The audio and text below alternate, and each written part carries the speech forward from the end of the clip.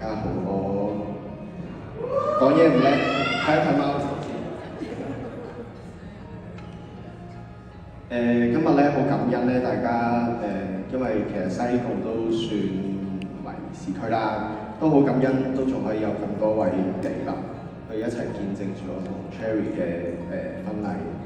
咁今日咧最緊要就係大家可以值得開心啦，跟住可以分享到我哋嘅溫馨，希望都可以係大家嘅一個難忘嘅午宴啦。咁認識我嘅人都知咧，其實我係一個聆聽係嘅人啊，即係唔係好講嘢嘅人啦。咁陣間食螺絲啊，唔記得咗要講咩咧，都好正常嘅。咁大家多多包涵。咁我先講下我想多謝嘅人啦。我想多謝外父先嘅。咁我知道你係天家咧可以聽到嘅。多謝你細細個已經帶阿嘉琪咧遊山玩水。雖然有少少危險，但係咧都鍛鍊到佢而家咧好中意做運動，即係令到我有一個好健康嘅一個老婆，而佢都會傳染我再做多啲運動咁樣，好多謝你。另外就要多謝外母啦，知道你好辛苦咁樣湊大咗嘉琪，無論咩情況下遇到啲咩，都係擺佢喺第一位啦，令到佢好快樂。健康亭亭玉立咁樣成長，亦都教到佢好善良啦，好有愛心。我想講你今日係多咗個仔，就唔係少咗個女，咁所以你可以放心。咁嚟緊我哋都會再多啲一齊去旅行咁樣嘅。咁另外啦，要多謝我自己阿爸。雖然我哋唔係一齊住啦，但係我都知你一直咧都好緊張我同阿妹。由我細細個咧，已經不斷咁樣叫我唔好學壞啦，唔好吸毒啦，總之就好擔心我學壞。去到我讀大學，我同佢講咗句放心啦，我真係大個仔㗎啦，佢先冇再去講呢件事。放心啦，我啲朋友今日都喺晒度啊，全部都好好嘅，一啲都唔使擔心。咁要多謝我阿媽啦，多謝你細細個開始咧對我已經好嚴格。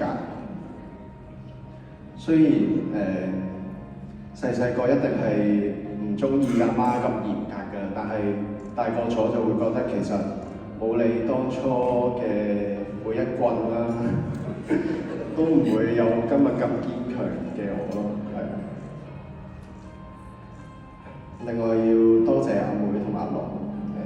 我知你哋都真係好支持，默默地喺背後做咗好多嘢，我呢啲我全部都睇到，都多謝你做我背後最強嘅 support 啦，因為我哋每次去旅行都要你嚟睇我哋啲貓，冇你我哋去唔到旅行，咁我都等你同阿龍快拉埋天窗啦，因為阿龍真係好好，冇放佢走。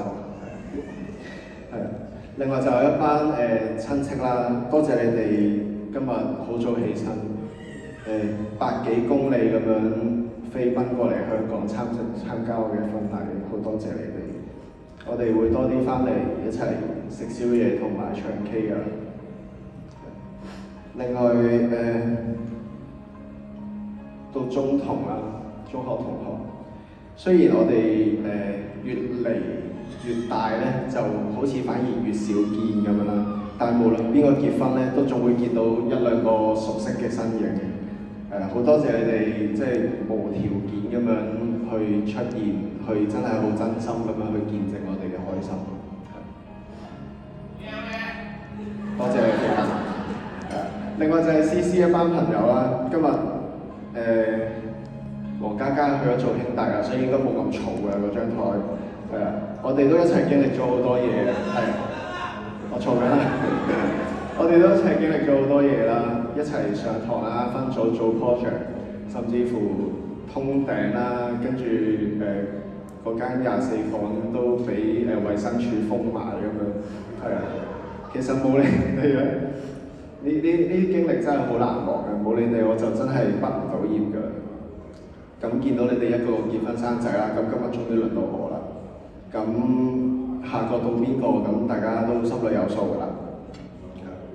咁另外讀完大學就到事業上好重要嘅人啦，多謝第一個要多謝一定係鄺家明㗎啦，多謝你帶我入行啦，你教識咗好多軟性嘅嘢，譬如係做人嘅道理，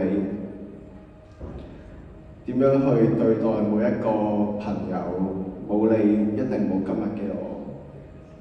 另外就係 Karina 啦，多謝你喺萬通咧教識我好多嘢。向上歸類啊，成呢啲技能咧，真係終身受用。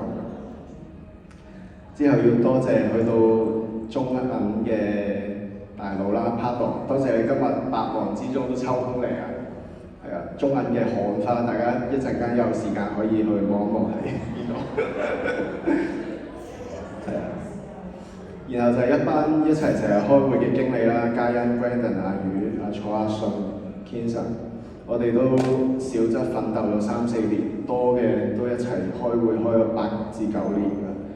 過100次嘅會，每次開心唔開心、嘈交、拍台，咁未有反台啦。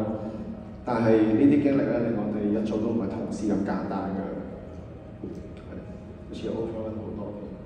咁我講埋最想多謝嘅一班兄弟姊妹啦。特別係兄弟啦，你哋無條件咁樣去叫我唔好緊張啊！你哋其實我都 feel 到你哋都仲緊張過我啦，特別係蔡志健啦，多謝你哋啦，有你哋今日先有呢個咁 smooth 嘅run down， 大家先可以有咁好嘅一個氛圍去享受。咁最後要多謝我老婆啦，今日大家話呢個場地好靚啊，成啊，啲細節啊，啲裝飾啊，其實全部都係佢諗啊，係，大家要俾少少掌聲佢，真係咁啱好。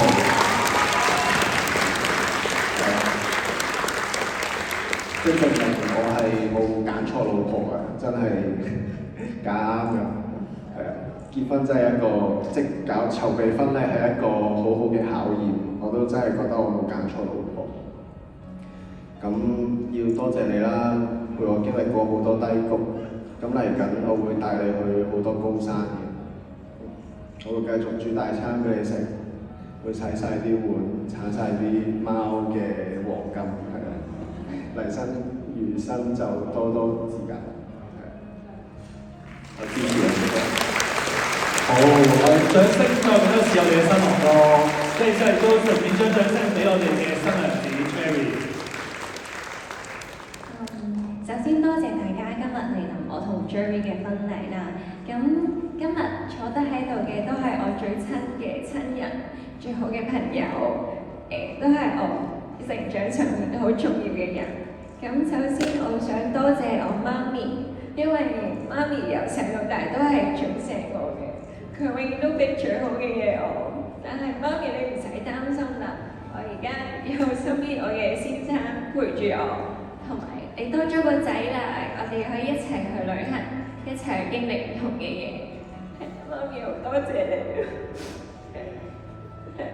同埋媽咪好辛苦咁湊大我同家姐，跟住媽咪係一個好好嘅姑娘，亦都介紹咗一份好好嘅工作俾我，令到我做到而家嘅我都好多謝我媽咪嘅。